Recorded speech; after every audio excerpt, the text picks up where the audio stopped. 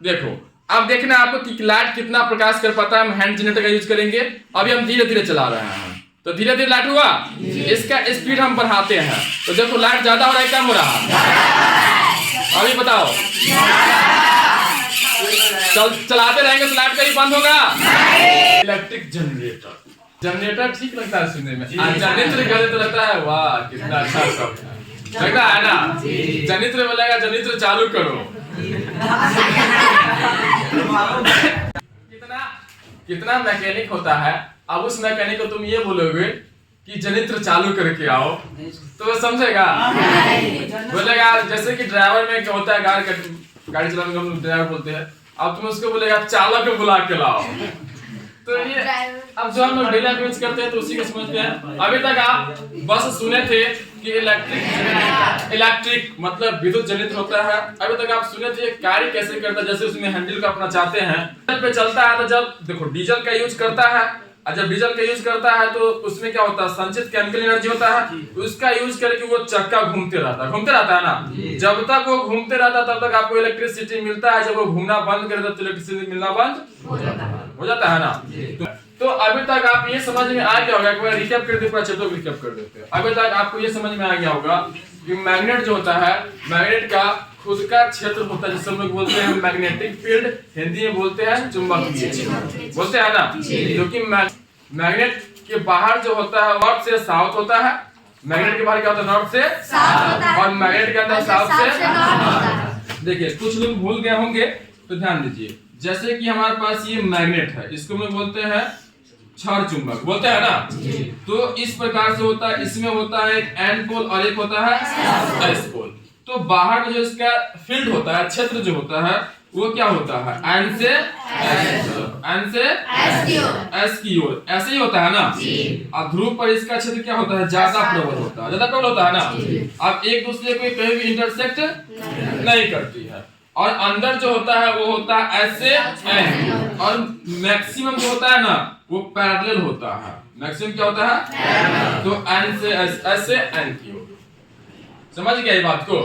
तो ये आपको बहुत सारी बातें समझ में आ गया, इसको हम बोलते हैं मैग्नेटिक फील्ड। तो हैंस क्रिश्चियन पहले ऐसे वैज्ञानिक थे, जब विद्युत धारा प्रवाहित हो रहा था तो उसके पास मैग्नेट लेके गया तो मैग्नेटिक फील्ड को प्रोड्यूस कर रहा था, मतलब उसका गुण जो था वो मैग्नेट की तरह प्रदर्शित कर रहा था। तो ये हैंस क्रिश्चियन पहले ऐसे वैज्ञानिक थे। तो उन्होंने क्या बताया कि विद्युत धारा से हम लोग क्या प्राप्त कर सकते हैं, चुंबकीय क्षेत्र प्राप्त कर सकते हैं, प्राप्त कर सकते हैं ना। विद्युत धारा से हम लोग मैग्नेटिक फील्ड को प्राप्त कर सकते हैं। कौन बताए थे, हैंस क्रिश्चियन ऑस्टेड बताए थे। तो उसी के सिद्धांत पर हम लोग बना लेते हैं सोलेनॉइड, परिनाल का बना लेते हैं, और परिनाल का हम लोग बना लेते हैं मैग्नेट बना लेते हैं।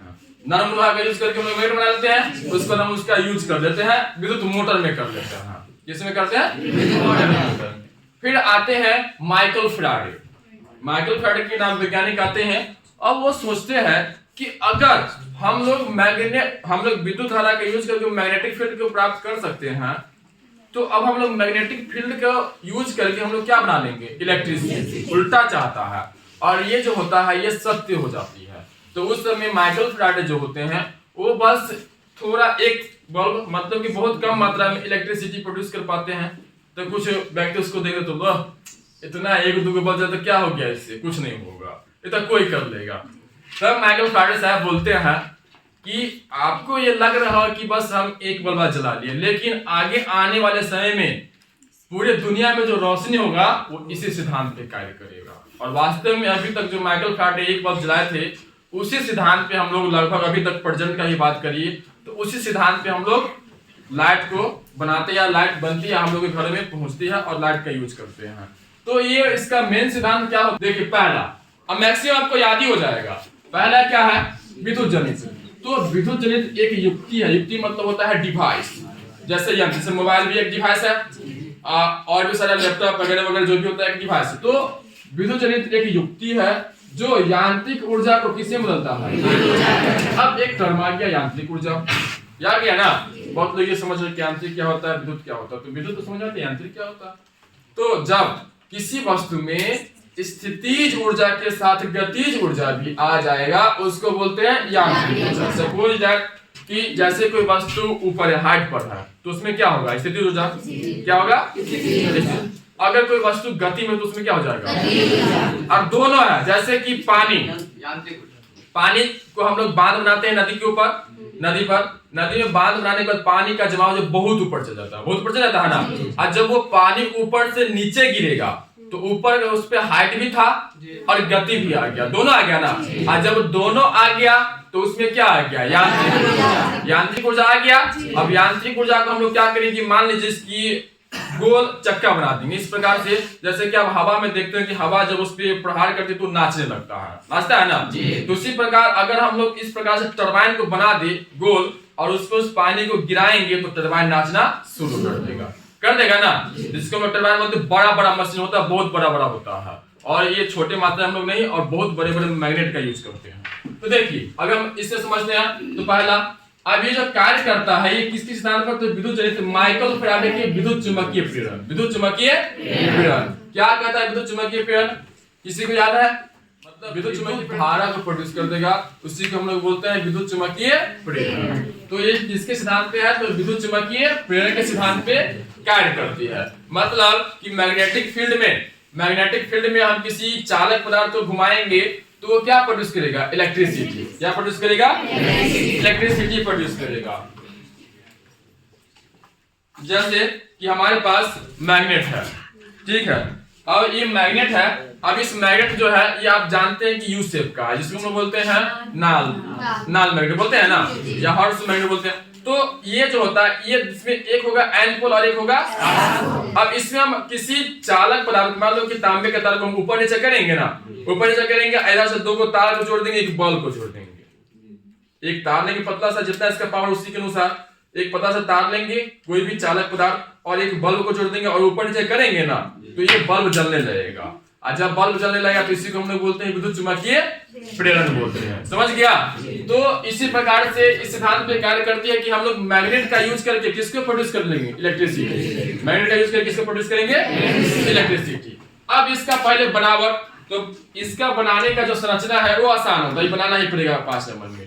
तो पहले एक मैग्नेट इस प्रकार से बना लीजिएगा, एन होगा और एक अब हमेशा हम लोग जानते हैं कि मैग्नेट का जो मैग्नेटिक फील्ड होता है वो एन से एस की तरफ होता है, एन से एस की तरफ, और ये दोनों को हम इस प्रकार से रखे हैं कि ये दोनों जो होगा एक दूसरे के क्या होगा, समांतर होगा। जैसे ये है ना, तो इसमें जो फील्ड लगेगा, मतलब जो इसका कार्य होगा वो एक दूसरे क्या होगा, समांतर होगा ना। वास्तव में कोई रेखा है नहीं, इसमें कोई रेखा दिखाई दे रहा है, लेकिन आप इसके पास लोहा को लगेगा या फिर किसी पदार्थ को तो चिपक जाएगा, तो दर्शाने के लिए हम ऐसे बताया है।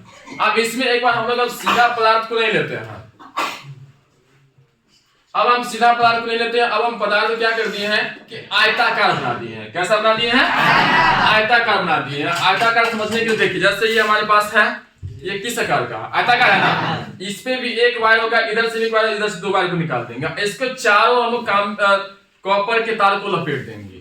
जब कॉपर के तार को लपेट देंगे तो ये बन जाएगा, अब कुंडली बन जाएगा। तो ये आयताकार कुंडली हो गया, जिसको हम लोग बोलते हैं आर्मेचर। क्या बोलते हैं, आर्मेचर। नाम देंगे इसका तो A B C D, आयताकार है ना, तो A B C D एक आर्मेचर हो गया जो कि चालक पदार्थ से बना है। इसको हम लोग तांबे के तार को लपेट दिए हैं। अब इसके ऊपर में हम लोग लगा दिए हैं धुरी, और इसके ऊपर में लगा दिए हैं टरबाइन। क्या लगा दिए हैं, टरबाइन। जब भी इसको नचाएंगे तो ये पूरा नाचेगा, और जब ये नाचेगा तो इधर क्या है, मैग्नेट है। क्या है, मैग्नेट का यूज करके ये किसको प्रोड्यूस कर देगा, इलेक्ट्रिसिटी। किसको प्रोड्यूस करेगा, इलेक्ट्रिसिटी को। तो इसमें ये सिद्धांत फिर कार्य कैसे किया, इतना आसान तो था नहीं कि इसमें लगा दो फिर काम किया, जनरेटर फिर बिजली जोड़ दो, तो सब बातें को समझना था। तो अब तार को हम यहाँ से 2 सिरा निकाल दिए। अब यहाँ पे हम लोग क्या करते हैं कि एक यहाँ पे धुरी लगा लेते हैं। अब धुरी में जो होता है हम लोग वलय लगाते हैं, वलय, गोल वलय, जिसको बोलते हैं स्प्लिट रिंग्स। अब दोनों को हम लोग अगर ऐसे लगा देंगे तो नाचते रहेगा, तो प्लस माइनस कभी भी चेंज नहीं होगा, हमेशा से क्या होगा कि एक ही कार्य करेगा, तो ये फिर सही से कार्य नहीं करेगा। तो इसके लिए हम लोग बीच में कट कर देते हैं, इसको 2 भाग में बांट देते हैं, 2 से अधिक भाग में भी बांट देते हैं। इसको बोलते हैं स्प्लिट रिंग्स बोलते हैं, यानी विभक्त वलय या फिर दिक् परिवर्तक बोलते हैं, जो कि जुड़ा होता है इस तार से। समझ गए। तो ये हो गया स्प्लिट रिंग्स हो गया। अब ये घूमेगा तो ये यहाँ जाएगा तो दिशा चेंज हो जाएगा, सॉरी इसका जो चार्ज है वो चेंज होते रहेगा, घूमने के साथ इसके साथ घूमता है। जैसे ये घूमेगा ना आर्मेचर तो उसके साथ साथ ये भी घूमेगा, समझ गए। अब इसके बगल में लगा देते हैं ब्रश, क्या लगा देते हैं, कार्बन ब्रश। क्या होता है ये, कार्बन ब्रश। इसका नाम दे दिए S1 और इसका नाम हो गया S2। स्प्लिट रिंग का नाम हो गया S1 हो गया S2। इस ब्रश का नाम देते हैं हम लोग B1 और B2। इसका नाम हो गया B1 B2 या फिर इसको B2 B1 कर देना, तो इसमें सर आपको लिखना पड़ेगा। अब इसको हम लोग जोड़ देते हैं तार से जोड़ दिए। अब यहाँ से तार से जोड़ने के बाद अब यहाँ पे हम लोग को बिजली मिलेगा। अब यहाँ पे एक बल्ब को जोड़ दिए, चलो चाइनीज बोलिए, ये क्या हो गया, बल्ब हो गया। अब देखिए ये सर्किट कंप्लीट हो गया, सर्किट कंप्लीट हो गया ना। अब देखिए कैसे कार्य करेगा, समझो। अब यहाँ पे आप ये समझिए कि ये हो गया N और ये हो गया S। इसमें हम इसको नचाएंगे, कैसे नचाएंगे, तो पानी गिरा के टरबाइन पे आप भाप से मारिए तो नाचेगा, फिर डायरेक्ट पानी को गिराइए या फिर आप डीजल से चलाइए। बस आपको इसको घुमाना है टरबाइन को। जब यहाँ पे ये टरबाइन घूमेगा तो उसके साथ क्या आर्मेचर भी घूमेगा ना, किसी एक दिशा में घूमेगा, ये नहीं कि आधा उधर घूम गया, ऐसा होगा, किसी एक दिशा में घूमेगा। तो मान लीजिए कि अभी इधर घूमेगा, इस तरफ घूमेगा, तो इधर जब घूमेगा तो उसके लिए मैग्नेटिक फील्ड इधर हो गया, ये ऊपर जाएगा, ये वाला भाग नीचे जाएगा ना, कुछ इस प्रकार से। ये है आयताकार, ये ऊपर आएगा और ये वाला भाग नीचे आएगा, क्योंकि ये घूम रहा है। तो ये घूमेगा तो इलेक्ट्रिसिटी जो प्रोड्यूस होगा वो किधर जाएगा, इधर जाएगा कि इधर जाएगा। तो इसको ज्ञात करने के लिए हम लोग यूज करते हैं फ्लेमिंग का राइट हैंड रूल। फ्लेमिंग का राइट हैंड रूल। अब फ्लेमिंग अपने तीन अंगुली हो गया, ये हो गया तर्जनी, मध्यमा, अंगुली। तीन अंगुली को इस प्रकार फैलाइए कि तीनों परस्पर एक दूसरे के क्या होना चाहिए, परपेंडिकुलर 90 कोण बनाती हो, समझ गए। तो अगर इसमें तर्जनी जो होगा वो किसको सूचित करेगा, चुंबकीय तर्जनी, और अंगूठा चालक की गति ना, चालक की गति की ओर, चालक की। तो मध्यमा अंगुली उसमें प्रवाहित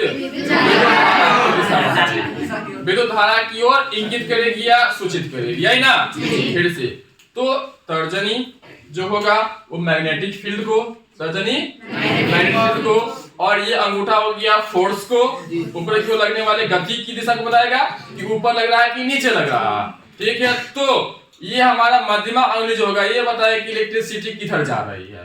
तो समझने के लिए हम लोग देखो कुछ इस प्रकार से बना लेते हैं। मतलब मैग्नेटिक फील्ड, बी क्या मतलब, आपका मतलब लगने वाला बल, गति की दिशा, ठीक है। और ये आई मतलब होता है इलेक्ट्रिसिटी, आई मतलब जैसे मान लो कि इधर सपोज दैट कि अगर हम लोग, ये हो गया मेरा मैग्नेटिक फील्ड, इधर चुंबकीय क्षेत्र हो गया, तो ऊपर हम फोर्स लगा रहे हैं, ऊपर क्या लगा रहे हैं, तो धारा की दिशा जो होगा इस ओर होगा ना। अगर आप इसको ऐसे कर दे तो ये हो गया मैग्नेटिक फील्ड, और ये हो गया ऊपर की ओर बल, ऊपर की ओर क्या हो गया, बल हो गया, कुछ इस प्रकार से बल हो गया ना।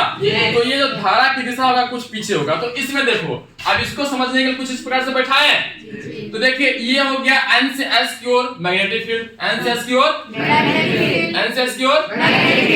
ऊपर हो गया पदार्थ को हम लोग घुमा रहे हैं, ये कुंडली को फोर्स लग रहा है, इधर से इधर जा रहा है। तो मैग्नेटिक फील्ड जो होगा ये प्रोड्यूस होगा किधर, इधर से इधर, पीछे की ओर, किधर होगा, समझ में आ गया। तो ये आप इसी को बोलते हैं फ्लेमिंग का राइट हैंड रूल। फ्लेमिंग का अपने तीनों अंगुली को इस प्रकार फैलाइए, तीन अंगुली तर्जनी, मध्यमा, अंगूठा एक दूसरे को परपेंडिकुलर लंबवत हो। यदि तर्जनी चुंबकीय क्षेत्र की दिशा, तर्जनी चुंबकीय क्षेत्र की तथा अंगूठा चालक की गति की दिशा, तो मध्यमा अंगुली उसमें प्रवाहित धारा की दिशा की ओर, तो उसकी ओर हम लोग समझ में आ गया। अब देखिए अब आते हैं अपना मेन सिद्धांत पे। अब यहाँ से जब धारा इस ओर होगा ना, तो ये फिर से इस ओर से अब स्टार्ट हो गया। अब ये इसी प्रकार उसका फिर से उल्टा कर देगा, तो अब जो बल रहेगा वो नीचे की ओर रहेगा, बल किधर रहेगा, नीचे की ओर। तो जो यहाँ पे मैग्नेटिक फील्ड के अनुसार जो इसमें प्रोड्यूस इलेक्ट्रिसिटी होगा वो ऊपर की ओर होगा। अब ये जो होगा कुछ इस प्रकार से यहाँ से घूम के यहाँ तक आ गया ना। और वास्तव में इतना स्ट्रांग होता है कि इसको ये तोड़ नहीं पाता है। इसका जो बनावट होता है ना वो क्या होता है, बहुत ही स्ट्रांग होता है। फोर्स तो लगता है लेकिन इसको तोड़ नहीं पाता। तो ये आधा घूमने के बाद एक चक्कर, उसके साथ वो भी घूमेगा, तो वो घूमने के साथ अब यहाँ से रिंग घूमेगा ना। तो रिंग को हम बांट दिए 2 भाग में। जब भी ये जाएगा तो ये धारा का क्या होगा, चेंज हो जाएगा। ये इधर से घूमते रहेगा, तो इसमें कोई भी दिक्कत हम लोग को आने वाली नहीं है। अब यहाँ पे लगा दिए है बल्ब, अब बल्ब जल उठेगा। देख अब रोशनी हो गया, प्रकाश हुआ। कहाँ अंधेरा है, ऊपर है। अब रोशनी चलना शुरू हो गया। अब यहाँ पे लगा देंगे हम लोग, वो तार को जोड़ देंगे और जोड़ने के बाद इसको भेज देंगे ट्रांसफार्मर में। कहाँ भेज देंगे? फिर ट्रांसफार्मर से आप कहाँ चल जाएगा, घरों में। कहाँ चल जाएगा? हमारे घर में जो आता है इसी प्रकार से आता है। तो इस प्रकार से कार्य करता है। समझ गया कि नहीं समझा? कौन नहीं समझा? जो लोग नहीं समझा उसके बाद फिर से एक्सपेरिमेंट दिखाते हैं। इसमें हमारे पास ये जो है ये हैंड जनरेटर है। हैंड जनरेटर बोले तो इसको हाथ से चला सकते हैं।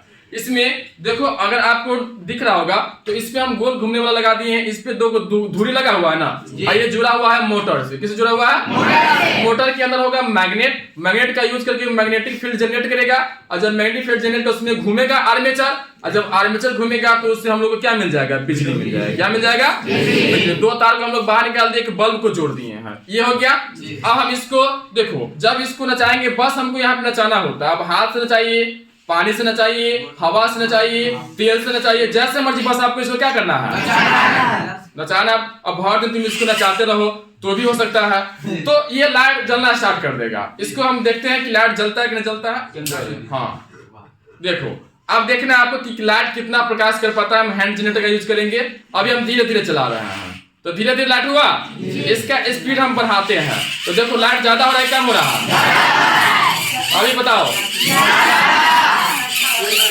चलाते रहेंगे तो लाइट कहीं बंद होगा नहीं। तो इसी को क्या बोलते हैं, जनरेटर। क्या बोलते हैं?